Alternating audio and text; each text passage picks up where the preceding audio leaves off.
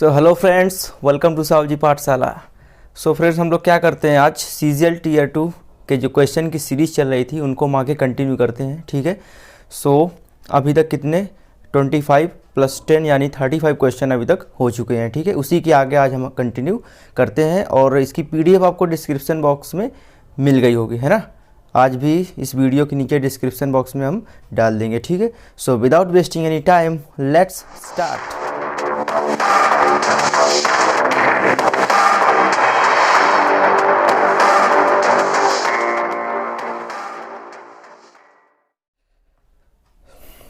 So friends, आपके screen पर question show हो रहा होगा। ठीक है।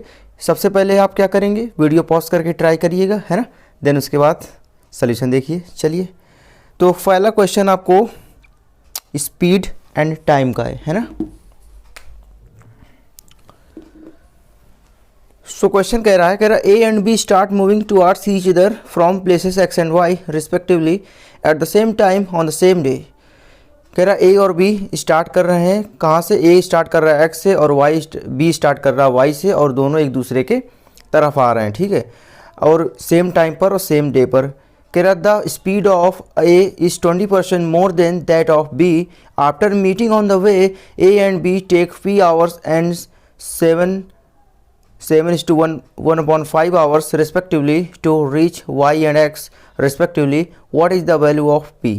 देखो, जब भी इस टाइप का क्वेश्चन आ जाए, आफ्टर मीटिंग शब्द लगा हो, आफ्टर मीट करने के बाद ए जा रहा था x की तरफ, तो दोनों देखो, ए जो है, देखो ये रहा स्थान x और ये y। ए यहाँ से स्टार्ट कर रहा है और बी यहाँ से स्टार्ट कर रहा है, तो आपस में कहीं ना आके तो ये मिलेंगे ना, आपस में मिलेंगे। मिलने के बाद ए वाई की तरफ जा रहा था, वाई की तरफ चला जाएगा, और बी एक्स की तरफ जा रहा था तो वो एक्स की तरफ चला जाएगा। ठीक। तो जब भी इस टाइप का आ जाए कि आफ्टर मीटिंग ए मतलब अपने स्थान पर जिस टाइम पर पहुंचा, किस टाइम पर पहुंच रहा है, ए पी आवर्स ले रहा है यहाँ से यहाँ पहुँचने में, और बी मीट करने के बाद एक्स तक पहुँचने में कितना समय ले रहा है, 7 से 1/5 आवर। यानी जब भी आफ्टर मीटिंग टाइम वो जो टाइम लेते हैं अपने अपने डेस्टिनेशन में पहुंचने के लिए, तब उस टाइप का एक कॉन्सेप्ट होता है। क्या फार्मूला होता है, डायरेक्ट फार्मूला होता है S1/S2 = अब अगर पहले की स्पीड लिया है तो अब दूसरे का टाइम लेंगे पहले ऊपर, और T2/T1 ये होता है। ठीक।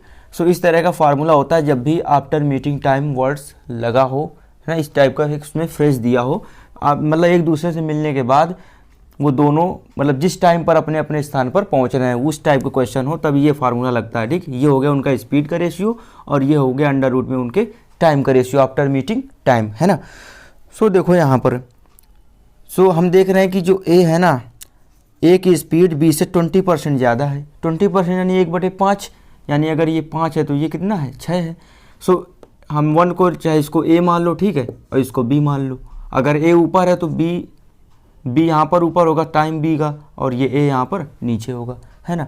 सो अब देखो SA/SB ये यही तो दिया है, स्पीड का तो है रेशियो। ठीक।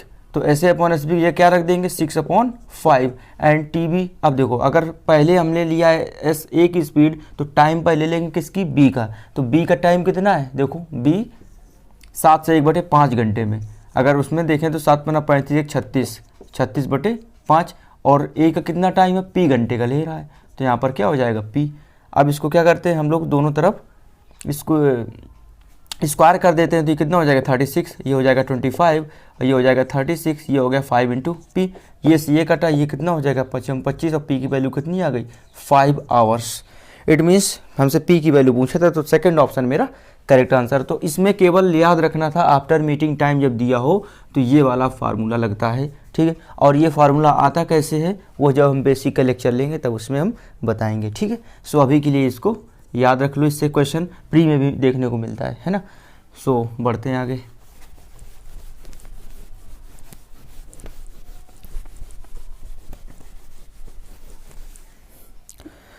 सो नेक्स्ट क्वेश्चन मेरा पाई चार्ट का है। ठीक, उसी तरह से है, जो डिपार्टमेंट डिग्री वाइज क्या थे, सेपरेट थे। कह रहा है if 20% of the employ working department E are transfer to department A, then the difference between the number of employees in A and 124% of the employees working department C. देखो, इसमें हम सारी चीज़ें डिग्री में सॉल्व करेंगे, और degree में solve करने के बाद एट लास्ट जो उनका डिफरेंस आएगा उसमें हम 50/6 का मल्टीप्लाई कर देंगे। और 50/6 कहाँ से आया था, हमने बताया था 360 इज इक्वल टू क्या कर देंगे, टोटल एम्प्लॉय 3000। तो वहाँ से 1 डिग्री की वैल्यू आ गई थी कितनी, सॉल्व करने पर 50/6।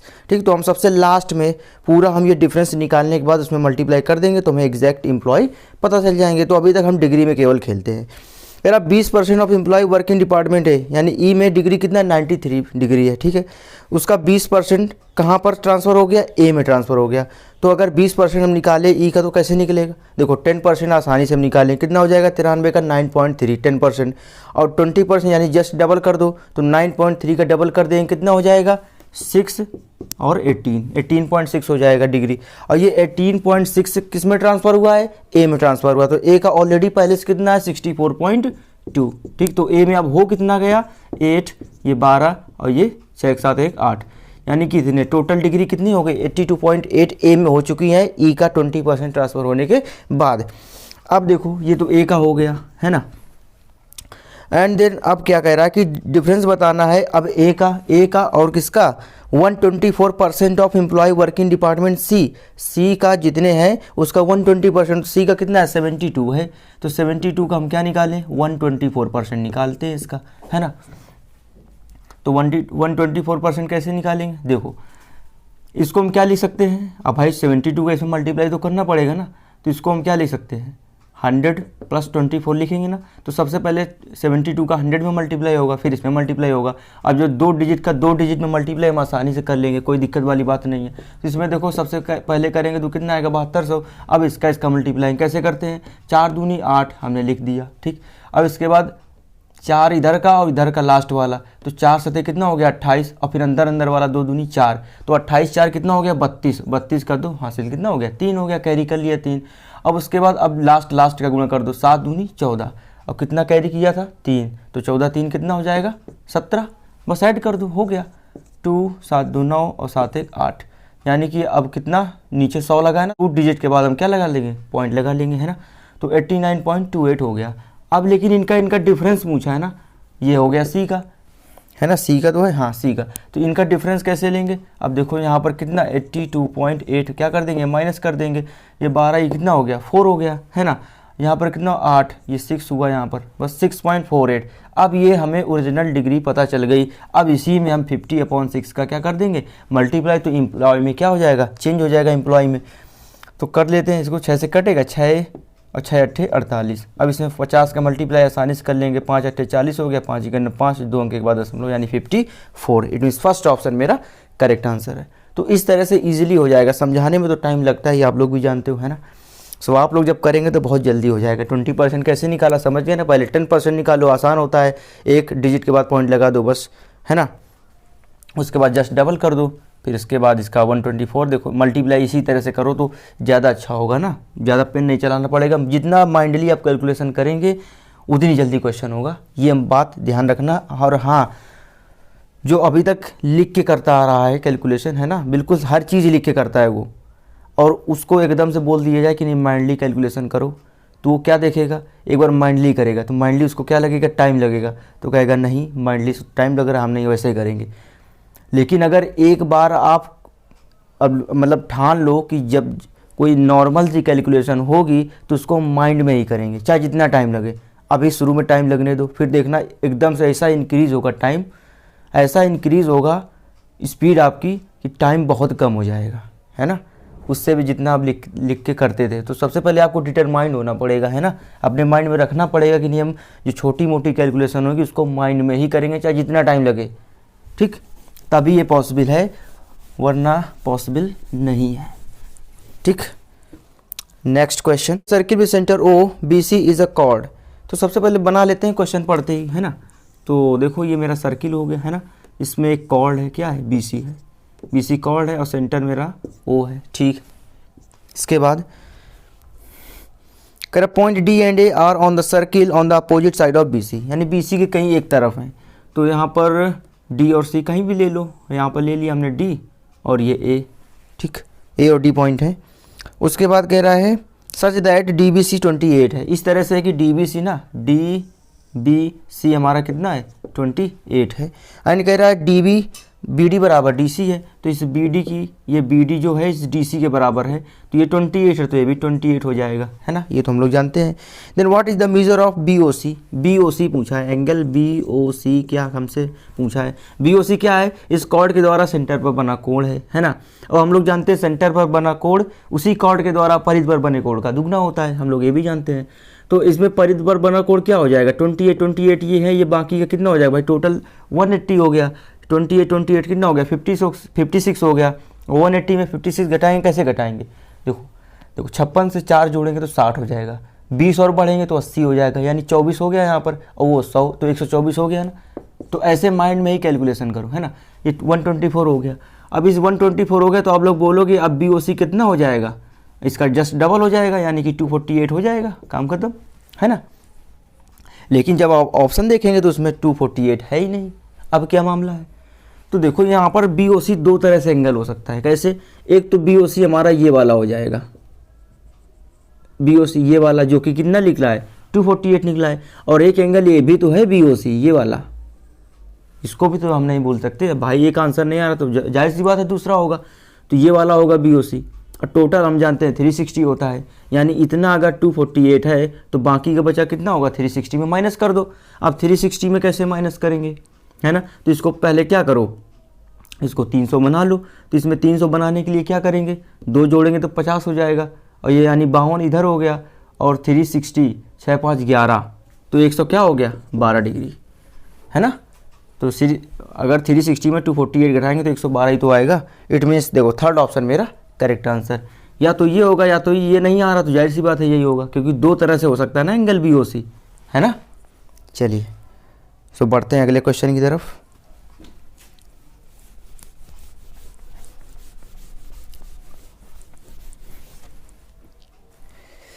सो नेक्स्ट क्वेश्चन है, कह रहा the side B C and D of a regular pentagon are produce to meet at F, what is the measure of E F ए।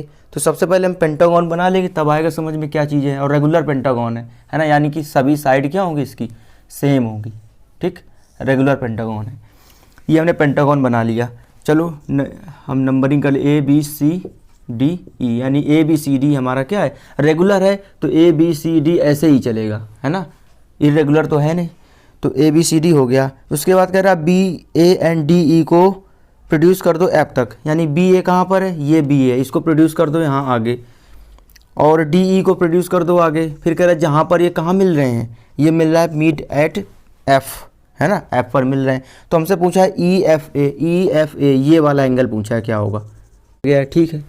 चलिए ई एफ ए हमसे पूछा गया है, तो अगर ई एफ ए पूछा गया है तो हम लोग जानते हैं रेगुलर पेंटागन है, तो रेगुलर पेंटागन में अगर हमको ये कोण कितना होता है भाई, रेगुलर पेंटागन का ये इंटरनल एंगल है ना, इंटरनल एंगल का फार्मूला क्या होता है रेगुलर पेंटागन में, आई बराबर अगर एक का निकालना है, एक का निकालना है तो 180 n-2 अपॉन n ये होता है ना। तो n क्या है, नंबर ऑफ जितने पॉलीगॉन में जितनी साइड होती है ना, जितने साइड का पॉलीगॉन होता है वही होता है n। तो ये पेंटागन है तो n कितने साइड 5 हो गए ना, तो यहाँ पर 5 रखेंगे और यहाँ पर भी 5 रखेंगे, तो यहाँ 3 हो जाएगा, ये 5 से काटें कितना हो जाएगा 5 से 15 और 5 जगह 30 36 हुआ, और 36 में 3 का मल्टीप्लाई कर तो 30 तिहाई 90 हो गया, और 30 जगह 18 यानी 90 और 18 कितना हो गया 108, यानी ये एंगल कितना हो जाएगा 108 होगा internal angle.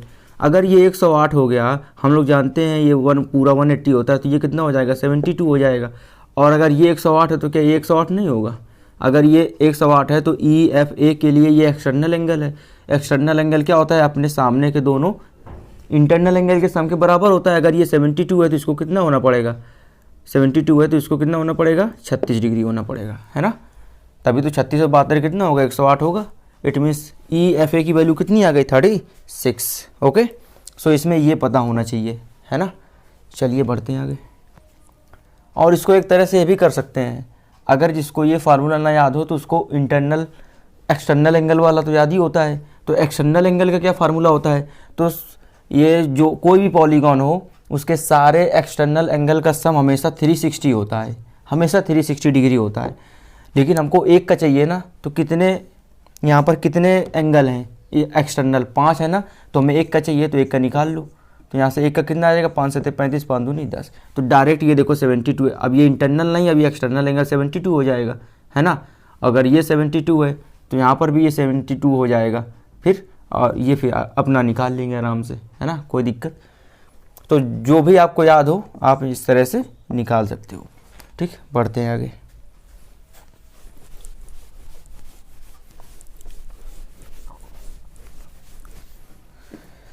So next question है, सो नेक्स्ट क्वेश्चन है, अगर अनुजा ओन्स ट्रांसफर सही 2/3% of a property, if 30% of the property that C owns is worth rate 1,25,000, then 45% of the value of the property क्या है।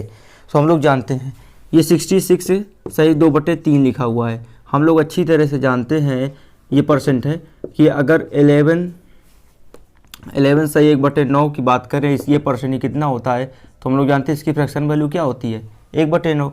अगर ये 66 यानी कि इसमें 6 का मल्टीप्लाई कर दो, तो 6 का मल्टीप्लाई करेंगे तो ये यही बन जाएगा ना, 6 का मल्टीप्लाई। तो यहाँ पर भी 6 का मल्टीप्लाई हो जाएगा, यानी कि 3 दूनी 6, 3 त्रिका 9, यानी इसकी फ्रैक्शन वैल्यू कितनी आ गई, 2/3।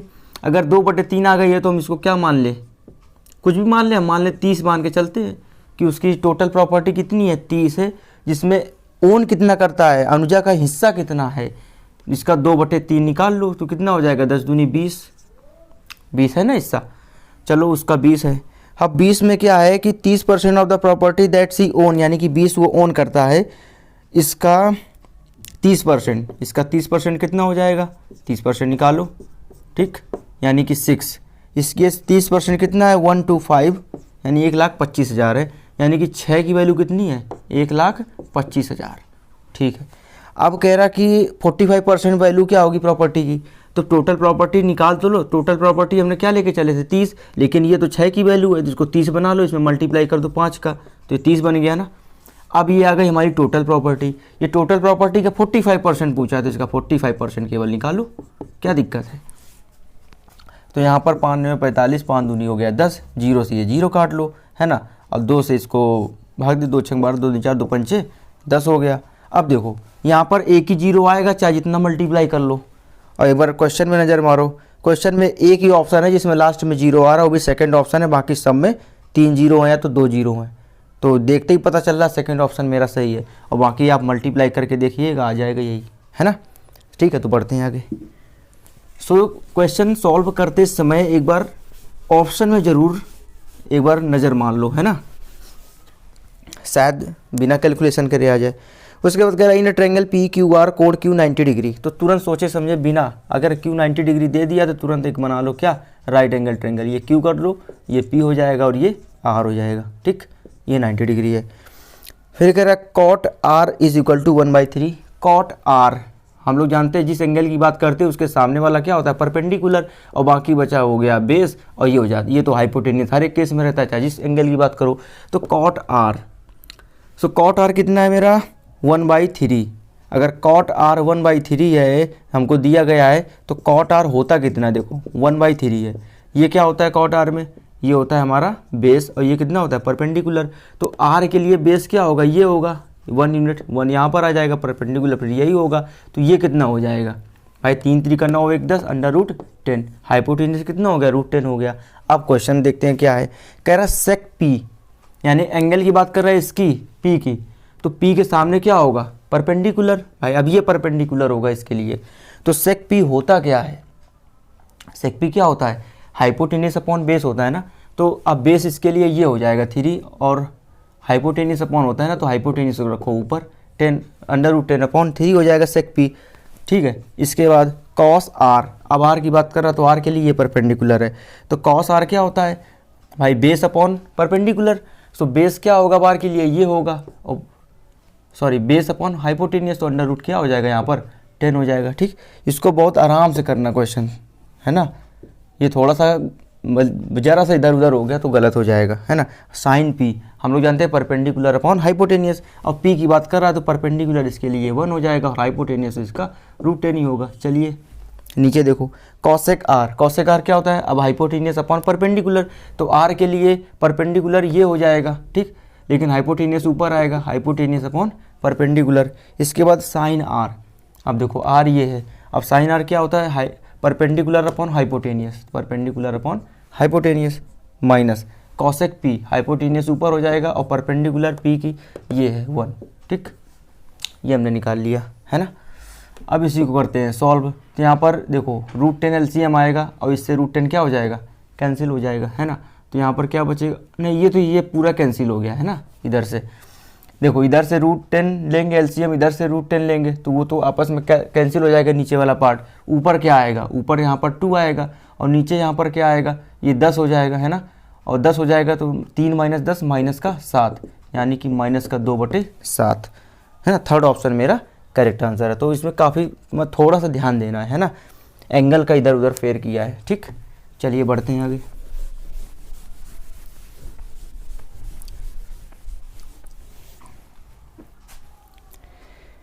अगला क्वेश्चन है, कह रहा cos a sec a minus cos a cot a plus 10a, इसका मतलब वैल्यू क्या होगी।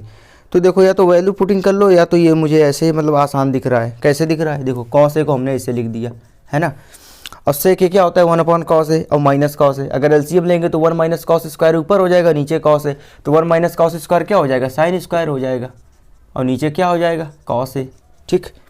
ये ऐसे हो गया, मल्टीप्लाई लगा हुआ है।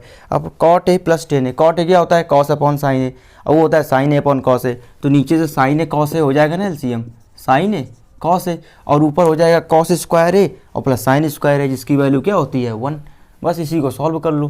तो cos a से cos a कट गया, एक sin से एक sin कट गया, ऊपर एक sin बचा, नीचे एक cos बचा, जो कि क्या होता है 10a। It means first option मेरा करेक्ट आंसर है। आप चाहे तो इसमें वैल्यू पुटिंग रख सकते हो, लेकिन हमको ऐसे आसान दिखा है ना। चलिए नेक्स्ट क्वेश्चन है, कह रहा in a school 3/8 of number of student are girls and the rest are boys, 1/3 of the number of boys are below 10 years and 2/3 of the number of girls are below 10 years. यानी कि हमें 1/3 2/3 और 3/8 को तो करना है ना। तो जो इसमें डिनोमिनेटर में दिया गया है उसका एलसीएम लेते हैं, तो 8 3 24। हम मान लेते हैं कि उस स्कूल में टोटल स्टूडेंट 24 हैं, जिसमें से 3/8 क्या है, गर्ल्स हैं। तो यहाँ पर गर्ल्स होंगी और बॉयज़ होंगी। 3/8 इसका निकालेंगे तो 8 3 24, 3 3 9 बॉयज़ हो गए, 9 गर्ल्स हो गई। तो बचे हुए कितने हो गए बॉयज़, देखो 9 ये हो गए है ना, तो 15 ये हो गए बॉयज़। इसके बाद कह रहा 1/3 of the number of boys are below 10 years, 1/3 यानी कि 5 ऐसे हैं जो 10 साल से छोटे हैं। और गर्ल्स में कितना है 2/3, यानी कि कितना 3 3 9 3 दूनी 6, यानी 6 गर्ल्स ऐसी है जो 10 साल से छोटी हैं। फिर कह रहा if the number of student of age 10 और मोर ईयर्स, ऐसे स्टूडेंट जो 10 साल या 10 से ज़्यादा हैं, ठीक। तो 10 साल 10 से ज़्यादा इनको हटा दो तो वही बचे, क्योंकि सभी दोनों 10 साल से छोटे हैं। 6 5 11, अगर 24 में से 11 छोटे हैं 10 साल से, तो 10 साल या 10 साल से बड़े कितने होंगे बाकी बचे लोग, तो 11 में ये बचे लोग कितने हो जाएंगे 13। इसकी वैल्यू कितनी है क्वेश्चन में 260, यानी एक की वैल्यू कितनी हो जाएगी 20। पूछा क्या है नंबर ऑफ बॉयज़, तो बॉयज़ नंबर ऑफ कितने हैं 15, 15 गुणा कर दो यानी 300, ठीक। यानी थर्ड ऑप्शन मेरा करेक्ट आंसर। तो इस तरह से ये इजी क्वेश्चन हो जाएगा, इसको एज्यूम कर लेना बस है ना, फ्रैक्शन का डर खत्म हो जाएगा है ना। चलिए अगला क्वेश्चन करा 3x² - 5x + 1 = 0, then the value of x² + 1/9x²। ये तो अलजेब्रा का बहुत ही फेवरेट क्वेश्चन है ना। जब अलजेब्रा लेंगे तो इस टाइप के सारे क्वेश्चन हम कवर कर देंगे, ठीक है। तो 3x² - 5x + 1 = क्या है 0 है, और ये x² + 1/9x² की वैल्यू हमसे पूछा है। तो हम लोग जानते हैं इस फॉर्म में इसको चेंज करना पड़ेगा ना। तो कैसे करते हैं, हम जानते हैं स्टैंडर्ड फॉर्म क्या होता है, देखो x², ठीक, अगर प्लस AB यहाँ पर माइनस चलता है, -AB है मतलब -AX है, और यहाँ प्लस B अगर ये 0 है, तो इस फॉर्म में कैसे चेंज करते हैं, डायरेक्ट x को ऐसे लिख दिया, यहाँ प्लस है प्लस लगा दिया, यहाँ B है तो B/x लिख लिया, ऐसे करते हैं। B को B/x लिख लिया, उसके बाद बराबर ये A यहाँ पर आ जाता है ना, ऐसे हम लोग करते हैं, ठीक। तो इसी को ऐसे डायरेक्ट चेंज कर देते हैं। कैसे, पहले तो यहाँ पर देखो x² का कोफिशिएंट 1 होता है, तो 1 बना लेते हैं। तो इसमें क्या करते हैं 3 का हम भाग दे देते हैं, तो x² - 5/3x प्लस का 1/3y, ठीक, ये 0 हो जाएगा। अब इसको कैसे चेंज करेंगे इस फॉर्म में, देखो x यहाँ पर 1/3 है तो 1/3, और x नीचे आता है बराबर, बाकी बचा हुआ यहाँ हो जाता है 5/3। तो हमने इस टाइप से फिट कर लिया। अब देखो जस्ट क्या ये स्क्वायर ही तो है, तो स्क्वायर में फॉर्मूला क्या होता है k² - 2 है ना। अगर हम इसका स्क्वायर करेंगे तो क्या हो जाएगा k² - 2, ये k होता है, इसका स्क्वायर 25 अपॉन कितना 9 -2, 2 होता है जब यहाँ पर क्या होता है x, मतलब इनका कोई कोफिशिएंट नहीं होता, लेकिन यहाँ पर 1/3 है तो यहाँ पर 1/3 का मल्टीप्लाई करना पड़ता है। और इसको भी 9 बना लो, 3 का ऊपर कर दो मल्टीप्लाई, तो 3 दूनी 6 और 25 में 6 जाएंगे कितना आ जाएगा 19, है ना, और बटे 3। इट मीन्स कौन सा, अभी और सॉल्व करना है। तो 9 दूनी 18 1 19, यानी 2 सही 1/9। थर्ड ऑप्शन मेरा करेक्ट आंसर। तो इस तरह से इस क्वेश्चन देखकर हमको ये चीज़ लिखना आना चाहिए डायरेक्ट, है ना। सो अगला क्वेश्चन, कह the graph of equation 3x minus 20y minus 2 बराबर 0, 11x माइनस 5y प्लस 61 बराबर 0 intersect at P and A। P मतलब P एक मतलब ऐसे डिनोट कर दिया है, उसमें पॉइंट किया A और B है। What is the value of a square plus B square minus A B upon A square minus B square plus A B. It means हमको पहले ए और बी पता होना चाहिए, यानी कि जहाँ इंटरसेक्ट कर रहे हैं वो पॉइंट हमें पता होना चाहिए। तो देखो यहाँ पर 3x माइनस 20y, इसको यहाँ पे 2 कर देते हैं ना, इसको 11x माइनस का 5y माइनस 61।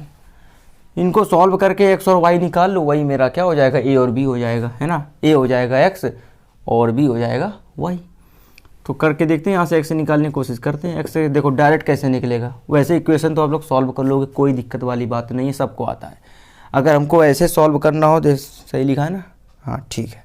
अगर ऐसे डायरेक्ट सॉल्व करना हो x तो कैसे करेंगे, देखो इसका मल्टीप्लाई कर दो, ठीक, माइनस माइनस प्लस हो जाएगा, और इसका मल्टीप्लाई करेंगे 2 2 6 12, 1220 आया।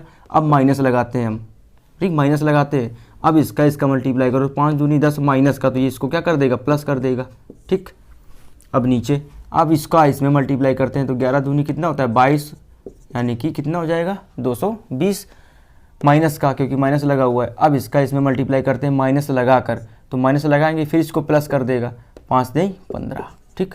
ये हम निकाल लेते हैं यहाँ से, तो ये कितना हो जाएगा 1230, और नीचे कितना हो जाएगा, अब देखो 15 माइनस करेंगे तो कितना आ जाएगा 205, वो भी माइनस का।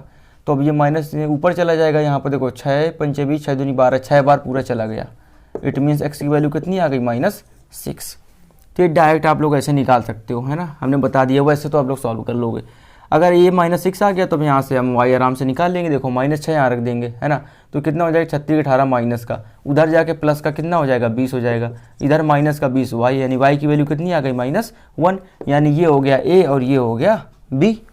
अब रख देते हैं a square plus B square, तो a स्क्वायर करेंगे कितना आ जाएगा 36, b स्क्वायर करेंगे 1 आ जाएगा माइनस, तो ये माइनस कितना आ जाएगा 6, ठीक, अपॉन कह रहा ए स्क्वायर माइनस बी स्क्वायर, तो ए स्क्वायर फिर से 36 हो जाएगा, और माइनस बी स्क्वायर -1 हो जाएगा, है ना, और प्लस ए बी, तो प्लस का कितना हो जाएगा 6। भाई ये माइनस माइनस ऑलरेडी प्लस हो जाएंगे।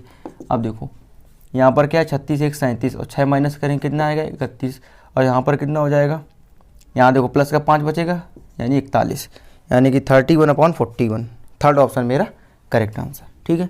सो इस तरह से आज के लिए इतना रखते हैं, क्योंकि वीडियो की लेंथ काफ़ी लंबी हो जाती है ना, तो हमको दिक्कत होती है, ठीक। सो आज ये 10 क्वेश्चन हमने कंप्लीट किए। अभी तक कितने क्वेश्चन हो सके 35 और प्लस 10 कितना 45, तो 45 अभी तक क्वेश्चन हो चुके हैं। अभी कितने बाकी 55 क्वेश्चन अभी बाकी है, ठीक है। सो उनको भी हम मोस्ट प्रोबेबली जल्दी से कंप्लीट कराने की कोशिश करेंगे, ठीक है। सो अगर वीडियो आपको अच्छा लगा हो तो कमेंट करके बताइएगा, और लाइक भी कीजिएगा, है ना, और वीडियो शेयर भी कर सकते हो आप अपने फ्रेंड्स को, ठीक है। सो मिलते हैं नेक्स्ट वीडियो में, तब तक के लिए धन्यवाद।